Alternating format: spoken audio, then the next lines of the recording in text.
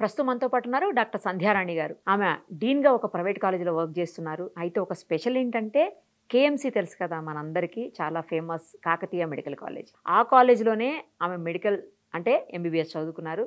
అక్కడే మెడిసిన్ చదివి, అక్కడే జాబ్ చేసి, అక్కడే ప్రిన్సిపల్‌గా చేసి రిటైర్ అయ్యారు. సో, ఆ గ్రేట్ పర్సనాలిటీ మనతో ఉన్నారు. ఒక్కసారి ఆమెతో మాట్లాడదాం. నమస్తే అండి. నమస్తే అండి.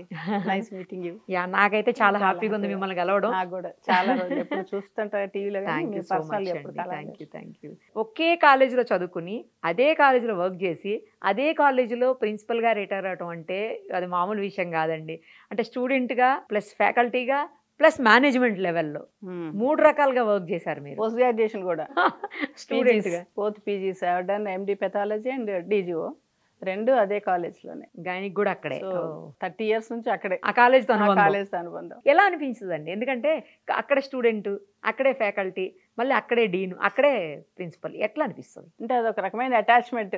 చేయాలనిపించే నేను ప్రిన్సిపల్గా చేశాను. బయటకు వచ్చినప్పుడు కూడా కొంచెం ఫీల్ అవుతాం 30 years అనుబంధం కదా. కాకపోతే ఏంటంటే లోకల్లోనే ఉన్నాం కదా, అప్పుడప్పుడు కేఎంసీని we can visit, not very far from our place. Okay. So అదొకటి ఏంటంటే అప్పుడప్పుడు చూస్తుంటాం, ఓహో మన కాలేజీ బాగుంది. అంటే అక్కడే స్టూడెంట్‌గా ఉన్నారు కదా, మళ్ళీ అదే కాలేజ్‌కి ప్రిన్సిపల్‌గా వస్తానని ఏనాడైనా ఊహించారా? టీచర్ కంటే మేబీ ఊహించొచ్చు.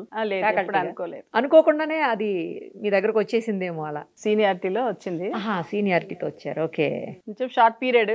అందుకే నాకు మళ్ళీ ఆ ప్రిన్సిపల్గానే ఉండాలని చెప్పి మళ్ళీ ప్రైవేట్ కాలేజీలో డీన్గా మళ్ళీ జాయిన్ అయ్యాను. Because I like administration. ఇప్పుడు అంతకుముందు మీరు స్టూడెంట్‌గా ఉన్నప్పుడు ఫ్యాకల్టీయో లేకపోతే ప్రిన్సిపల్ ఏదైనా చిన్న చిన్న అల్లరి చేస్తే అరుస్తారు కదా స్టాఫ్, కామన్ అది. Sir common. మీకు ఎప్పుడైనా తిట్లు పడినాయి అలాగా? పెద్దగా ఏం పడలేదండి. పోనీ మీరు ఎవరినైనా తిట్టారా? సీనియర్స్ తో గొడవ పట్టడం అవన్నీ అయితే ఉండేవి.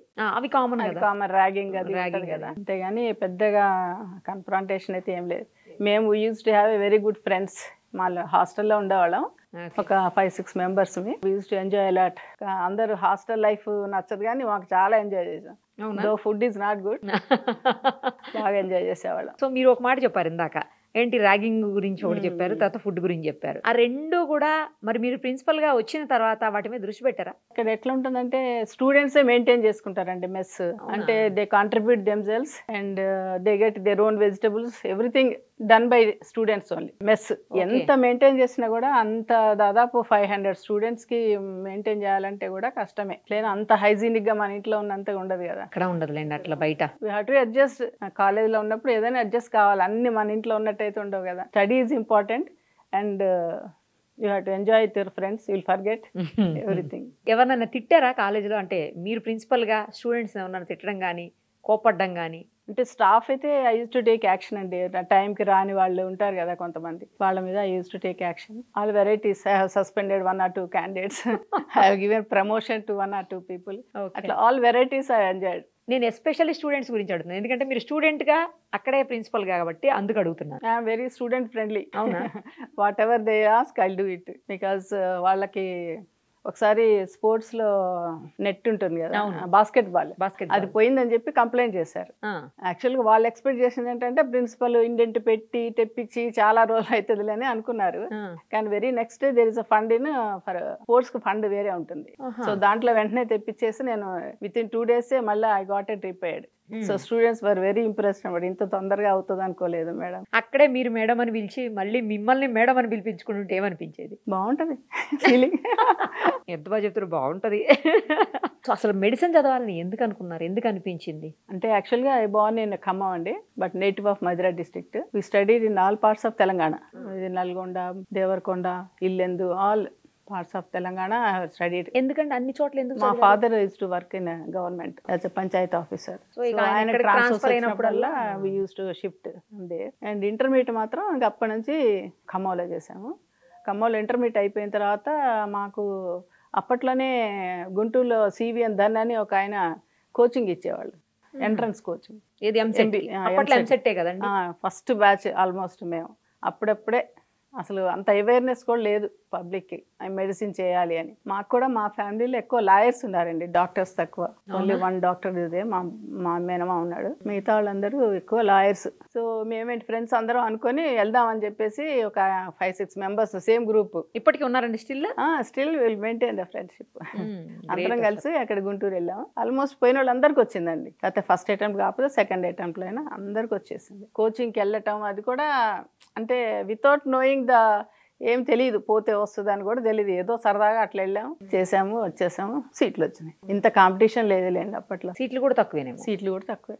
మా ఫ్రెండ్స్ అందరికి వచ్చింది. కొంతమందికి ఉస్మానియా, కొంతమంది కాకతీయ, కొంతమంది గాంధీ మెడికల్ కాలేజ్, అందరికి ఆల్మోస్ట్ పోయిన వాళ్ళు అందరికి వచ్చేసింది. ఇప్పుడైతే కష్టం లేండి, అంతమంది ఫ్రెండ్స్ వెళ్ళినా కూడా అందరికి రాదు ఇప్పుడు. అవును, మీరు అప్పుడు ఎడ్యుకేషన్ చూసారు, ఇప్పుడు ఎడ్యుకేషన్ చూస్తున్నారు. అప్పుడు ఎంసెట్ ఉండేది, ఇప్పుడు నీట్ అయిపోయింది అనుకోండి. అప్పటికి ఇప్పటికి డిఫరెన్స్ అంటే ఏం చెప్తారండి? ఎందుకంటే అప్పుడేమో స్టూడెంట్ గా చూసారు, ఇప్పుడేమో ఫ్యాకల్టీ గాను, ప్రిన్సిపల్ గాను, అడ్మిన్ వైపు నుంచి చూస్తా ఉన్నారు కదా, ఏమని? అప్పుడు యూజువల్గా 1 సైడెడ్ ఉండేయండి. Lecture is to give lecturer and we use to note down the important points what he gives, అంతే కదా. మేమేం క్వశ్చన్లు అట్లే ఉండేవి కాదు. అని మన ఇంటికి వెళ్ళి చదువుకోవాలి, టెక్స్ట్ బుక్స్, ఎగ్జామ్స్ రాసేవాళ్ళం. So it is almost 1 way traffic. Okay, sir చెప్పేవాళ్ళు, మనం వినేవాళ్ళం. How far by enters into our brain is different. మనం రాసి చదివి అట్లా ఉండేది. కానీ ఇప్పుడు చాలా ప్యాటర్న్ మారిందండి. ఇప్పుడు స్టూడెంట్ ఓరియంటెడ్, స్టూడెంట్ని ఎట్లా ఇనిషియేట్ చేయాలి, సెల్ఫ్ డైరెక్టెడ్ అంటే వాళ్ళే చదువుకోవాలి, వాళ్ళే చదువుకోవాలి, వాళ్ళు ఇంకల్టేట్ చేసుకోవాలి క్వశ్చన్స్ కానీ ఆన్సర్స్. SDLs అంటారు, సెల్ఫ్ డైరెక్టెడ్ లెర్నింగ్, అదొకటి. తర్వాత గ్రూప్ డిస్కషన్స్ అని పెట్టారు. ఒక 5-6 ఇట్లా టేబుల్ దగ్గర కూర్చోబెట్టి డిస్కషన్ చేస్తుంటారు.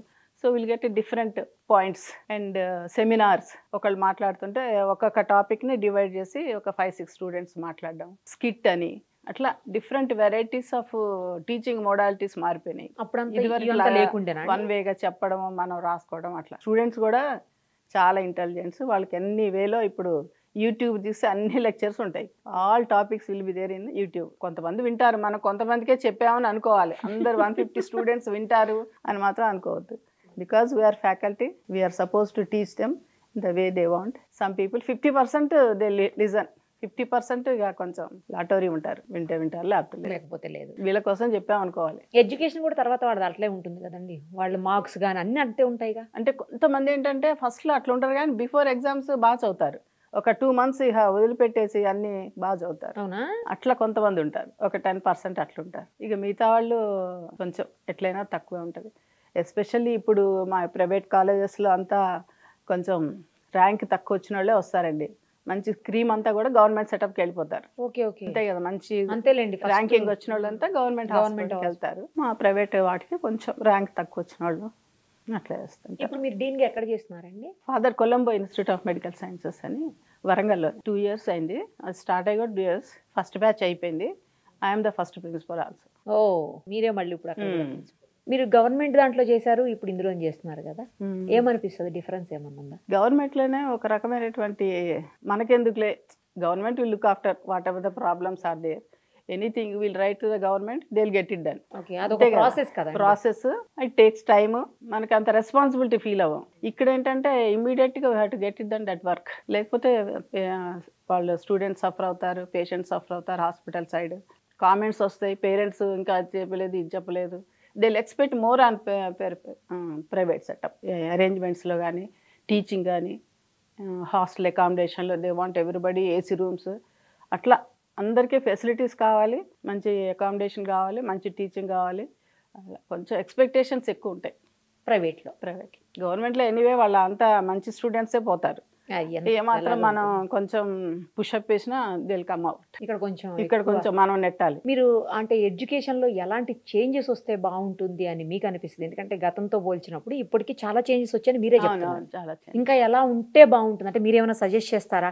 ఎందుకంటే చాలా సంవత్సరాల ఎక్స్పీరియన్స్ ఉంది మీకు టీచింగ్ లో, టోటల్ అడ్మిన్ లో కూడా ఉంది కాబట్టి చెప్పండి. స్టూడెంట్ ఓరియంటెడ్గా ఇప్పుడు నడుస్తుందండి. స్టూడెంట్స్ని ఎంటర్టైన్ చేయటం అదంతా ఇప్పుడు నడుస్తుంది. Faculty also we are getting trained. Because మన MBBS సీట్లో ఇదివరకు వేరే కంట్రీస్లో not recognised, but now they are recognised in other countries also, like Australia, Saudi Arabia, అట్లా వేరే.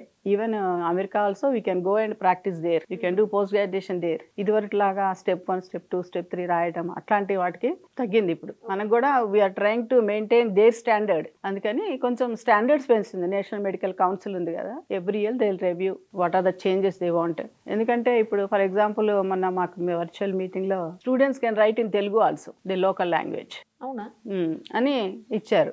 ఏంటంటే students mostly they are coming from Telugu medium మన స్టేట్లో and they are unable to cope up with the English. So let them write in Telugu, let them speak in Telugu అట్లా అని కూడా choice ఇచ్చారు. అవునా ఫస్ట్ టైం అండి? ఫస్ట్ టైం అట్లా. అంటే మరి కొంతమందికి చెప్పడం కూడా రావట్లేదు అసలు. వైవాల విలేజెస్ నుంచి వస్తారు కదా, వాళ్ళకి అస్సలు ఎలా స్పెల్ చేయాలి రావట్లేదు. They know the subject but they cannot express. So అట్లాంటి వాళ్ళకి కూడా తెలుగు వాడమని చెప్పి ఇచ్చారు. సో ఇది ఒక అట్లా కొంచెం కొంచెం చేంజెస్ వస్తున్నాయి.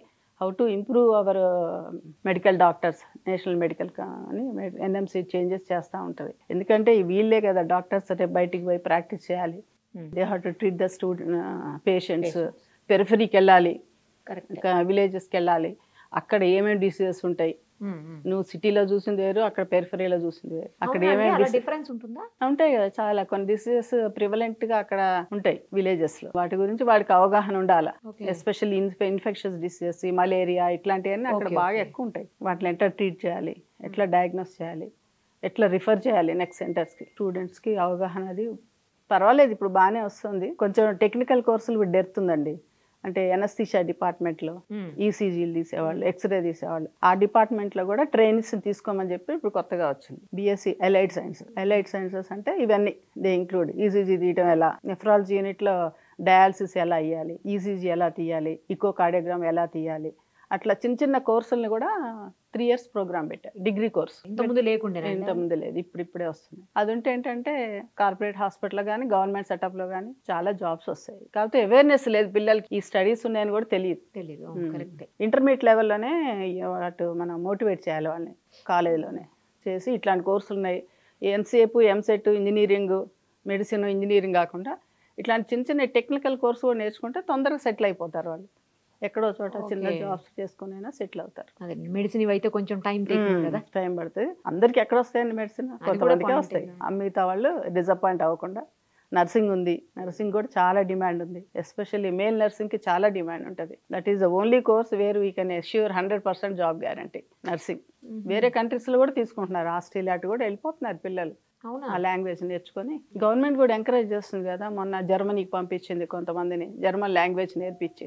ఇప్పుడు స్టూడెంట్ అయిపోయింది, ఫ్యాకల్టీ అయిపోయింది, ప్రిన్సిపల్ అయిపోయింది, నెక్స్ట్ ఏంటండి? ఏమన్నా ఆలోచన ఉందా, లేకపోతే ప్రిన్సిపల్ తాగిపోతారా? అంటే గవర్నమెంట్ ఏదైనా ఛాన్స్ ఇస్తే హయ్యర్ పోస్టులకి I'm ready to do it. మీరు ఎలాగ ఎలిజిబుల్ ఏమో కదా, పోస్ట్ రిటైర్మెంట్ ఇవన్నీ కొన్ని పోస్టులు ఉంటాయండి. వాటిలలో మన if they want they can absorb, we can render our services. అది ఎక్కడంటే త్రూఅవుట్ తెలంగాణ వస్తుందా, లేకపోతే ఓన్లీ అది కూడా అక్కడనే అవకాశాలు ఉంటాయా? మళ్ళీ యూజువల్లీ వరంగల్లోనే ఉందండి, యూనివర్సిటీ ఉంటుంది, కాళోజీ నారాయణరావు యూనివర్సిటీ అని. అలాంటి చోట అవకాశాలు ఉంటాయి. మీరు ప్రాక్టీస్ కూడా చేస్తారా అండి? ప్రాక్టీస్ చేస్తాను. I'm practising for the last 40 years. అవునా? As a gynaecologist. మీకు ఇది బాగా అనిపిస్తుందా, కాలేజీలో స్టూడెంట్స్ తోటి ఎడ్యుకేషన్ బాగా అనిపిస్తుందా అండి? అది బాగానే ఉంటుంది, కానీ ఇది ఏంటంటే లైవ్లీగా ఉంటుంది. గైనిక్ అనేటప్పటికి డెలివరీస్ అవి ఇవి చాలా lively subject. Every patient is డిఫరెంట్గా ఉంటుంది. అంతే కదా, ఒక డెలివరీకి చాలా తేడా ఉంటుంది. మనం ఈ పేషెంట్ ఇట్లా ఉంది, ఆ పేషెంట్ కూడా ఇట్లా ఉంటుంది అని చెప్పేటట్టే ఉండదు. It's a dynamic subject. Everything will be changing time to time. మనం రెడీగా ఉండాలి అన్నిటికీ. ఇక పెథాలజీ ఉందనుకో, టీచింగ్ సైడ్ అదే ఉంటుంది సబ్జెక్ట్, చెప్తామంతే అట్లా. అంతేగాని పెద్ద చేంజెస్ అట్లా ఏమి ఉండవు. ఇదైతేనే డైనమిక్గా ఉంటుంది. మనం ప్రాక్టీస్ చేసాము, పేషెంట్కి మనకి ర్యాపట్ బాగుంటుంది. అక్కడ స్టూడెంట్కి టీచర్కి ఎలా ఉందో ఇక్కడ పేషెంట్కి మనకి ర్యాపట్ ఉంటుంది. ఇప్పటికీ మరి మన దగ్గర డెలివరీ అయిన వాళ్ళు వచ్చి డెలివరీ అవుతూ ఉంటారు. ఏంటంటే మేడం దగ్గర డెలివరీ అయ్యాము, మా బాబు కూడా ఇక్కడే డెలివరీ అవ్వాలి, మా పాప కూడా ఇక్కడే డెలివరీ అవ్వాలి అని అట్లా సెంటిమెంట్స్ ఉంటాయి. అలా మనవాళ్ళు మనవరాళ్ళ కోసం కలుస్తారండి, వస్తుంటారా స్టూడెంట్స్ ఎప్పుడైనా? పీజీలు కలుస్తారు, కాన్ఫరెన్సెస్లో వాటిలలో పీజీలు వస్తారు. అండర్ గ్రాడ్యుయేట్స్ బ్యాచ్లు వెళ్ళిపోతుంటాయి కదండి, మనకు పెద్ద టచ్ ఉండదు. పీజీలు మాత్రం ఏ కాన్ఫరెన్స్లైనా వస్తుంటారు కాబట్టి కలుస్తారు. మీరు ఎప్పటికీ మర్చిపోలేని స్టూడెంట్ ఎవరైనా ఉన్నారా? అల్లరి విషయంలో కావచ్చు, చదువు బాగా చదివిన విషయంలో కావచ్చు. గొడవ చేసేవాళ్ళు ఎవరో ఒక అబ్బాయి నిజామాబాద్ నుంచి ఉండేవాడు, వాడి పేరు నాకు గుర్తులేదు, గొడవ చేసేవాళ్ళు ఎక్కువ బాగా గొడవ చేసేవాడు. అదే అట్లా ఆడొక్కడ గుర్తున్నాడు కానీ I don't know where he is now. మళ్ళీ కలవలేదండి తర్వాత ఇక? కలవలేదండి. ఎక్స్ట్రాడినరీగా చదివే వాళ్ళు కొంతమంది ఉంటారు, అంటే బియాండ్ ద పీజీ లెవెల్స్ కూడా చదువుతారు వాళ్ళు. మనం కూడా కొన్ని వాళ్ళకి ఆన్సర్ చేయలేనటువంటి క్వశ్చన్లు అడుగుతారు వాళ్ళు. Sometimes will go and refer and next day will tell them so this is going అని. అట్లా some people they are very intelligent. అది వాళ్ళ డౌట్ క్లారిఫై చేసే వాళ్ళకు మనకు ఛాలెంజ్ ఉంటుంది. మనకు కూడా అనుమానం వస్తుంది, అవును ఇది ఎందుకు ఇన్ని రోజులు మనం అడగలేదని చెప్పి పోయి బుక్ రిఫర్ చేసుకుని వచ్చి వాళ్ళకి నెక్స్ట్ డే చెప్తా ఉంటాం. అట్లా ఇంటెలిజెన్స్ ఉంటారు కొంతమంది. ఆ ఇంటెలిజెన్స్ అంతా కూడా అక్కడే ఉంటారేమో గవర్నమెంట్ కాలేజెస్లోనే ఎక్కువగా. గవర్నమెంట్లోనే ఎక్కువ ఉంటారు కదండి. ప్రైవేట్లో మంచి ర్యాంక్స్ వచ్చి ఇక నెక్స్ట్ హైయర్ వచ్చిన వాళ్ళు, గవర్నమెంట్ కోటాలో వచ్చిన వాళ్ళు, గవర్నమెంట్ కోటా ఉంటుంది కదా, ప్రైవేట్లో కూడా గవర్నమెంట్ కోటా ఉంటుంది. 60%, 60 సీట్స్ మా దగ్గర అవుట్ ఆఫ్ 150 60 గవర్నమెంటే పంపిస్తుంది. వాళ్ళు ఇచ్చిన వాళ్ళకి తీసుకోవాలి, మిగతా అంతా మేనేజ్మెంట్ కోటా. లే మధ్యలో బీ క్యాట్ అని ఉంటుంది, అంటే తెలిపే ఎక్స్ట్రా 11 lakhs అట్లా ఇచ్చేసి అది కొంత పర్సంటేజ్ ఉంటుంది. Next level marks, first higher marks, next level. ఇక సి క్యాట్ అంటే ఎన్ఆర్ఐ కోట, మనం ఎవరినైనా తీసుకోవచ్చు. ఎన్ఆర్ఐ కోటలో ఇక్కడ వాళ్ళని కూడా తీసేసుకుంటారా లోకల్ వాళ్ళని? నా పేరుకి ఎన్ఆర్ఐ ఉంటాయి, అంత లోకల్ వాళ్ళే ఉంటారు. ఎన్ఆర్ఐలు ఇక్కడ ఉండి ఎందుకు చదువుతారు అంటే వాళ్ళు స్పాన్సర్ చేస్తున్నట్టుగా మనకు ఒక కమ్యూనికేషన్ ఉండాలి. వాళ్ళ సిస్టర్స్, బ్రదర్స్, పిన్లు ఎవరో ఒకళ్ళు sponsoring so and so candidate అని ఒక ఫస్ట్ ఇయర్ ఇస్తే సరిపోతుంది.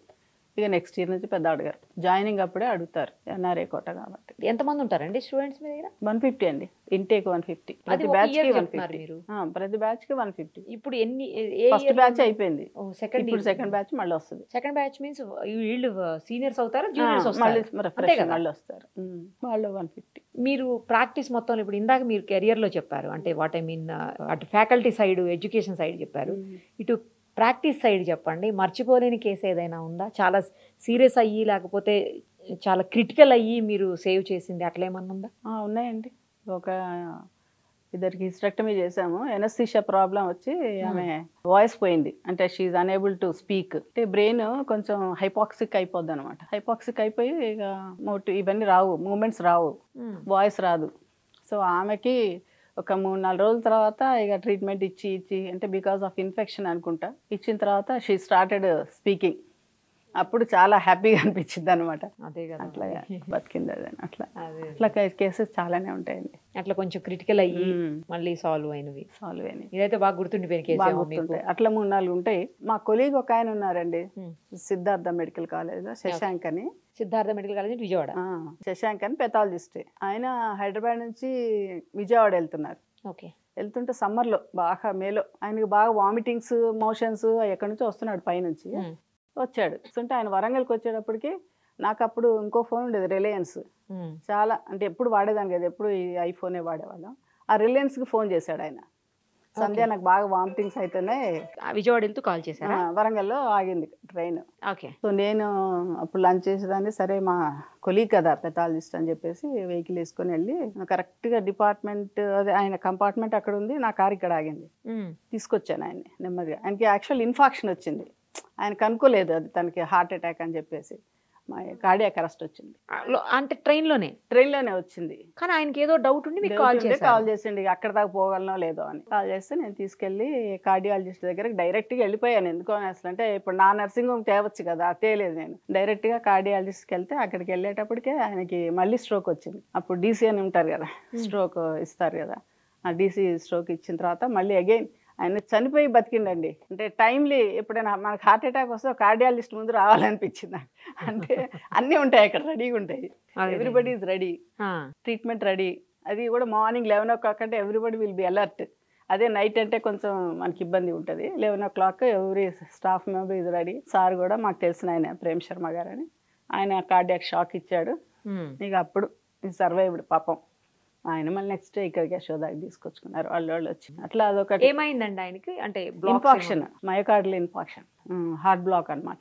వాళ్ళ బ్రదర్ కూడా అదే ఏజ్లో చనిపోయాడంట. అట్లా ఫ్యామిలీ హిస్టరీ ఉంది.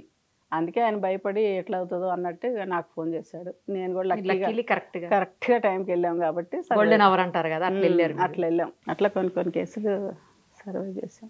అంటే మీకు గుర్తుకొచ్చినప్పుడు, తలుచుకున్నప్పుడు చాలా బాగా అనిపిస్తుంది ఏమో. ఆయన పాపం ఎప్పుడు అమ్మ అమ్మనే పిలుస్తాడు, మా మదర్ ఏమో అని అంటాడు. మరి మీరు ఇంకో జీవితం ఇచ్చారు కదా, నార్మల్ గా అంటుంటారు కదా, ధన్వంతరి వారసులం భువిలో నా దేవతలం అని. ఈ భూమి మీద మనుషుల ప్రాణాలు కాపాడగలిగిన శక్తి కేవలం మీకు మాత్రమే ఉంది, డాక్టర్స్.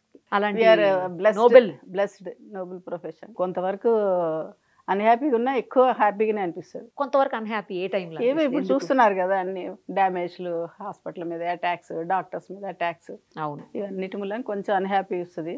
కానీ అట్లా కేసు లేనప్పుడు మాత్రం హ్యాపీగానే అనిపిస్తుంది. వీళ్ళు ఫర్గెట్ అంతే ఇక. అవునండి, నిజంగానే మీరు అన్నట్లు కొన్ని ఇలాంటి ఇన్సిడెంట్స్ జరుగుతున్నప్పుడు డాక్టర్స్ మీద కూడా, ప్రాణాలు కాపాడే డాక్టర్స్ మీద ఇలా జరుగుతున్నప్పుడు కొంచెం బాధ అనిపిస్తుంటుంది. అది వాళ్ళకి ప్రైవేట్ సెటప్లు అనేవారికి 100% వాళ్ళు పాజిటివ్ అప్రోచ్ చేస్తారండి. అదే నువ్వు గవర్నమెంట్ హాస్పిటల్లో పోతే ఎవరు అడగరు. అదే కేసు గవర్నమెంట్లో పోతే ఏం అడుగుతారు, తీసుకొని పోతారు.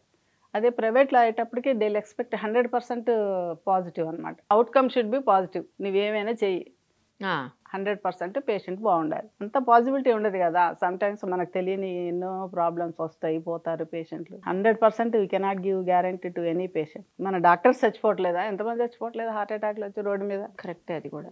అట్లా వాళ్ళు పర్సెప్షన్ ఉండదు.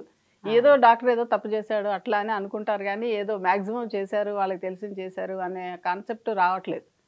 పేషెంట్కి డాక్టర్స్కి ఆ రిలేషన్ అనేది చాలా వరకు తగ్గిపోయింది. ఇదివరకు దే వోంట్ బిలీవ్ చేయట్లా మనం ఏం చెప్పినా కూడా. అందుకే ఇప్పుడు అన్ని వీడియో రికార్డింగ్లు ఎందుకు చేస్తున్నాం మరి? వీడియో రికార్డింగ్ చేసి చెప్పి చేస్తున్నారు. ఏది చేసినా, సర్జరీలు చేసినా, ఏది చేసినా. అవునా? ఏదైనా బ్యాడ్గా అయినా కూడా మళ్ళీ మన ఏమనకుండా మీకు ముందే చెప్పాం కదా, కాపాడాలనే చూస్తారు అనుకోండి డాక్టర్స్ ఎప్పుడు కూడా. కానీ కొంతమంది కమర్షియల్ గా తయారైపోయినటువంటి పరిస్థితులు కూడా చూస్తున్నాం. ఉంటారు. ఇప్పుడు కలుపు మొక్కలు ఎక్కడైనా ఉంటాయి, ఏ ప్రొఫెషన్లో అయినా ఉంటారు. ఆ ఒక్కరినో ఇద్దరినో బట్టి అందరినీ అలాంటప్పుడు బాధ అనిపిస్తుంది అండి అలాంటి విన్నప్పుడు. ఎందుకు వచ్చాం రా దేవుడా, హాయిగా ఏదో చేసేసుకుంటే అయిపోయింది, జాబ్ చేసుకోక. కానీ శ్మశాన వైరాగ్యంలో కొన్నాళ్ళే ఉంటుంది, మళ్ళీ మామూలుగా రొటీన్లో పడిపోతాం. ఎవరైనా పేషెంట్ అంటే మీ చేతుల్లో, మీరంటే మీరని కాదు, డాక్టర్స్ చేతుల్లో చనిపోయినప్పుడు, లాస్ అయిపోయినప్పుడు ఏమనిపిస్తుంది? ఆ రోజంతా ఎలా అనిపిస్తుంది మీకు? చాలా డిప్రెస్డ్గా ఉంటుందండి. అన్నీ చేసాం, in spite of that patient we lost కదా, అది కొంచెం బాధ అనిపిస్తుంది. కానీ ఇంకెక్కడైనా తప్పు చేసామంటే అందరం వస్తాం కదా, ఒకసారి కేసు బాగాలేదు అంటే కొలీగ్స్ అందరు వస్తారు, చూస్తారు, అందరం చూస్తాం. In spite of that we lose the patient. అట్లాంటప్పుడు ఏం చేస్తాం, మనకు కూడా మన డాక్టర్స్ చచ్చిపోవట్లేదు, ఎంతమంది చచ్చిపోవట్లేదు. ఇప్పుడు జనరల్గా విమెన్ హెల్త్కి వచ్చేసరికి చాలా నెగ్లిజెంట్గా ఉంటారండి విమెన్. ఏది చూసుకున్నా సరే లాస్ట్కి మోస్ట్ వల్నరబుల్ క్యాండిడేట్ ఎవరైనా ఉన్నారు హెల్త్ విషయంలో అంటే అది విమెనే. ఫ్యామిలీ గురించి పట్టించుకుంటూ వాళ్ళు తక్కువ చూసుకోవటం కావచ్చు, లేదు అంటే వాళ్ళకున్న పని ఒత్తిడి వల్ల కావచ్చు, ఇంట్లోనూ బయట చేసేవాళ్ళు కావచ్చు, లేదంటే పిల్లలు, ఇట్లా ఈ హడావుల్లో పడి వాళ్ళ గురించి వాళ్ళు మర్చిపోతుంటారు. కానీ వాళ్ళే ఇంపార్టెంట్ కదా, వాళ్ళనే వాళ్ళు ఒకళ్ళు లేకపోతే ఇంట్లో మొత్తం ఇల్లంతా ఆగిపోతుంది నిజం చెప్పాలంటే. ఏ కంట్రీకైనా రెండు సెన్సిటివ్ ఇండికేటర్స్ అండి. లిటరసీ ఒకటి, అంతే కదా, బాగా చదువుకుంటే మంచి కంట్రీ అన్నట్టు. హెల్త్ బాగుండాలి అందరికీ, హెల్త్ ఫర్ ఆల్. అంత హెల్తీ అట్మాస్ఫియర్, హెల్త్ పరంగా గవర్నమెంట్ అన్నీ ఇచ్చి అంత చేసే అంత కెపాసిటీ మనకు లేదు. Because our funds are very less. మనకి 66th ర్యాంక్లో ఉన్నాం మనం హెల్త్లో 195 కంట్రీస్లో. అదే మనం 66th ర్యాంక్లో ఉన్నాం. అంటే అదే ఇప్పుడు నార్వే అవన్నీ ఉన్నాయనుకోండి, స్కాండినేవియన్ కంట్రీస్, ఆస్ట్రేలియా, ఫిన్లాండ్, ఇవన్నిట్లలో చాలా బ్రహ్మాండంగా ఉంటుంది హెల్త్. ఎందుకంటే వాళ్ళ ఫండ్స్ ఎక్కువ ఉంటాయి, ముందు పబ్లిక్ తక్కువ ఉంటారు, అంతే కదా. జనం తక్కువ ఉన్నప్పుడు న్యాచురల్గా వాళ్ళ ఇంపార్టెన్స్, వాళ్ళ కాన్సన్ట్రేషన్ ఎక్కువ అవుతుంది. ఇక్కడ కూడా గవర్నమెంట్ బోల్డ్ అండ్ స్కీమ్స్ పెడుతుంది. NHRM అని, అంటే నేషనల్ హెల్త్ రూరల్ మిషన్ అని. అది ఎస్పెషల్లీ విమెన్ కోసమేనండి. MCH మెయిన్లీ ఉమెన్ కోసం, mother and child care MCH programme. దాంట్లో మదర్కి ఎలా యాంటీనేటల్ చెకప్స్ ఎలా చేయాలి, డైట్ ఏమి ఇవ్వాలి, అప్పుడు వ్యాక్సినేషన్ ఇస్తున్నారా లేదా, ఐరన్ ఎట్లా కవర్ చేస్తున్నారు, ఐరన్ ఫోలిక్ యాసిడ్ ఇవ్వడం, వాళ్ళు యాంటీనేటల్ చెకప్ చేయటం, ఏమైనా కాంప్లికేషన్స్ వస్తే ముందే రిఫరల్ హాస్పిటల్కి పంపించడం, అట్లా ఇవన్నీ కూడా MCH ప్రోగ్రాంలో బాగా అవుతాయి. చిల్డ్రన్ కూడా వ్యాక్సినేషన్లు, ఇప్పుడు మన అంగన్వాడీ వర్క్ అంటారు, అక్కడ పిల్లలకి 3 years 6 years వాళ్ళకి ఫుడ్ ఇస్తారు, ఎగ్ ఇస్తారు, వాళ్ళకి ఆడుకోవడానికి అవి, అట్లా అన్ని డిఫరెంట్ యాక్టివిటీస్ ఉన్నాయి, లేవని కాదు. కానీ అకౌంటబిలిటీ ఉండదండి, ఏదో చేస్తాము అంతే, కానీ అకౌంటబిలిటీ ఉండదు. మనం ఏం చేస్తున్నాం అనే దాని గురించి ఇండివిజువల్గా వాళ్ళ రెస్పాన్సిబిలిటీ ఫీల్ అవ్వాలి.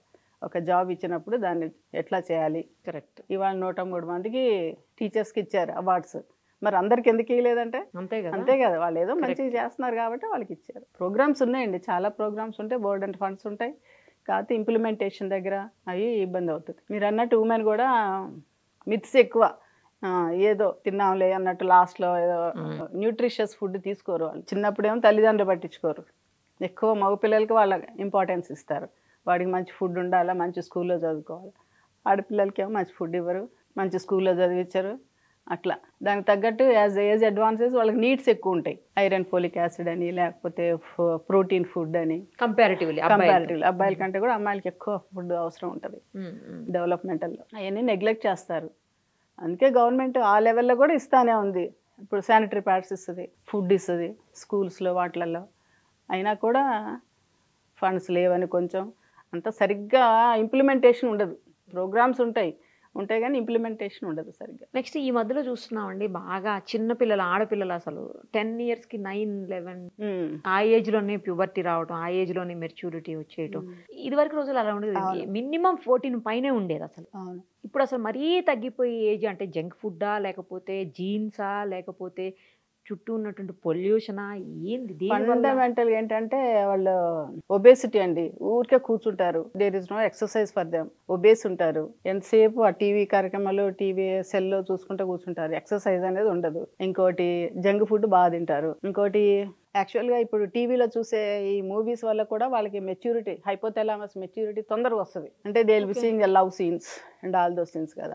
అట్లాంటప్పుడు హైపోథాలమస్ కూడా తొందరగా మెచ్యూర్ అయిపోయి పీరియడ్స్ వస్తాయి. దానికి దీనికి కూడా సంబంధం ఉంటుంది. అన్ని ఎన్నో ఫ్యాక్టర్స్ ఉంటాయి, అన్నిటికీ కలిపి ఇది ఉంటుంది. దానికి మెయిన్ ఏంటంటే వీళ్ళు జంక్ ఫుడ్ తినద్దు, ఎక్సర్సైజ్ ఉండాలి, మినిమం ఎక్సర్సైజ్. థైరాయిడ్ ఒకటి చూసుకోవాలి, థైరాయిడ్ ఏమైనా ఉందా పిల్లలు. కానీ చాలా తొందరగా అవుతున్నారండి. మెయిన్ ప్రాబ్లం ఏంటంటే అట్లాంటి వాళ్ళు they cannot maintain the hygiene. తెలియదు వాళ్ళకి వాట్ ఈస్ గోయింగ్ అనేది వాళ్ళకి తెలియదు. Mother has to look after all those things. నేను ఒక తెలిసిన వాళ్ళు ఎవరో చెప్తుంటే విన్నానండి, తెలిసిన వాళ్ళ పాప కోసం. ఆ క్లాస్లో ఆ పాప 5th or 6th చదువుతుంది.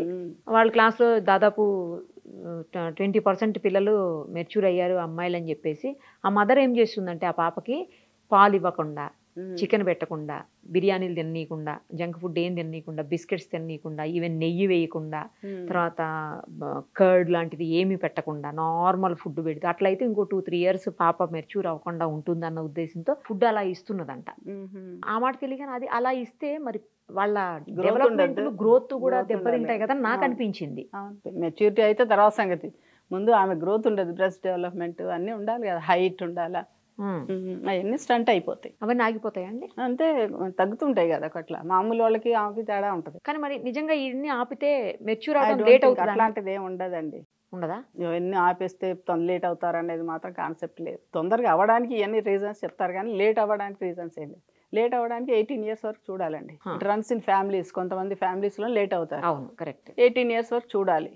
18 years వరకు కాకపోతే అప్పుడు స్కాన్ చేసి యూట్రస్ బాగుందా, ఓవరీస్ బాగున్నాయా, హార్మోన్స్ లెవెల్స్ ఎట్లా ఉన్నాయి, ఒబేస్ ఉందా, ఇవన్నీ ఇవాల్యుయేషన్ ఇంకా అప్పుడు టైం పట్టు. అప్ టు 18 years వరకు ఊరికే టెన్షన్లో పెట్టద్దు వాళ్ళని. నువ్వు కాలేదు పక్క అయింది ఇదైంది అని అట్లా ఊరికే టెన్షన్లో ఉంచొద్దు. Let them relax. దానికి అంత ఇంపార్టెన్స్ ఇవ్వద్దు. It's a natural process. ఎప్పుడోకప్పుడు అవుతారు. అవ్వకపోతే అదేదో జబ్బులాగా అమ్మాయి ఫీల్ అయ్యి అందరు అయ్యారు నేను కాలేదంటే ఏదో నాకు లేదో తప్పు ఉందేమో అట్లా అనుకునే అవకాశాలు ఉంటాయి. ఇందాక నేను చెప్పిన కేసులు అయితే అట్లాంటి అవకాశం లేదు. అవి ఆపేయడం వల్ల అవ్వకుండా ఉంటారు అని అట్లేం లేదు. అట్లేం లేదండి. సైన్స్ జీన్సేనండి మేజర్గా, బేసికల్గా ఏమి జీన్స్ రన్స్ ఇన్ ఫ్యామిలీస్ కూడా. కొంతమంది తొందరగా అవుతారు, కొంతమంది కొంచెం లేట్ అవుతారు. మనం తప్పనిసరిగా మీ మేనత్తలు ఏమో లేట్ అయ్యారు అట్లా అడిగితే ఒక్కోసారి హిస్టరీ ఇస్తారు. అంటే ఖచ్చితంగా ఇంట్లో మేనత్తలు, తల్లి లేదా అమ్మమ్మ వాళ్ళే వస్తాయండి, అట్లా ఏమి ఉండదు? అట్లా ఏమి ఉండదు. అదొక ఫ్యాక్టర్. ఎందుకు కాలేదు అంటే అది కూడా మనం ఆలోచించాలి. సో పిల్లల గ్రోత్ అనేది చాలా ఇంపార్టెంట్. అవును కదా. ఇలాంటివన్నీ ఆపేసి వాళ్ళని అనవసరంగా అది చేయడం అయితే కరెక్ట్ గా. జంక్ ఫుడ్ మాత్రం ఒప్పుకోలేండి, ఎవరు కూడా బాగా తింటున్నారు. జంక్ ఫుడ్ బాగా తింటారు. అదే చాలా తీవ్రమైన ఎఫెక్ట్ చూపించేది అంశం కదండి జంక్ ఫుడ్ అనేది. ఆయిల్ ఫుడ్, బేకరీ ఫుడ్, ఊరికే కుర్కురేలు ఇట్లాంటివన్నీ తింటా ఉంటారు. అవన్నీ కూడా నాట్ అడ్వైజబుల్ అసలు. అది ఎవరికైనా కాదు, అమ్మాయిలు ఎవరికైనా అబ్బాయిలకు కూడా. ఒబేసిటీ పెరుగుద్ది అంతే. Main obesity is a major problem కదా. ఒబేస్ ఉన్నారంటే ఇక అన్ని ప్రాబ్లమ్స్ వస్తాయి. ఆ చిన్న పిల్లలకే మోకాళ్ళ నొప్పులు, చిన్న పిల్లలకి మోకాళ్ళ నొప్పులు వస్తాయి. వాళ్ళకి 16 years కాగానే కాళ్ళ నొప్పులు పుడుతున్నాయి, ఆ నొప్పులు పుడుతున్నాయి. ఏంటంటే ఒబేస్. స్పోర్ట్స్ ఉండవు, ఏం గేమ్స్ ఆడరు, ఐడియల్గా కూర్చుంటారు, టీవీ చూడటం లేదా సెల్ ఫోన్ మాట్లాడుకోవడం. బయటికి వెళ్ళి ఆడడం కూడా అయిపోయి ఆల్మోస్ట్ ఎక్కడ జరగట్లేదండి. స్కూల్లో ప్లే గ్రౌండ్స్ ఉండవు, ఏమైనా వీడియో గేమ్స్ ఆడుకుంటారు. స్కూల్లో చదవాలి, ఇంటికి వచ్చి వీడియో గేమ్స్ ఆడుకోవాలి. ఇప్పుడు అదే పరిస్థితి, ఒకప్పట్లా లేదు కదండి. సో చాలా హ్యాపీగా ఉందండి. ఒక సక్సెస్ఫుల్ పర్సనాలిటీని, అంటే స్టూడెంట్గా వచ్చి ఈరోజు ఒక డీన్ వరకు వచ్చినటువంటి ఒక సక్సెస్ఫుల్ పర్సనాలిటీని కలవడం ఇన్స్పిరేషనల్ అండి అందరికీ కూడా. Thank you so much.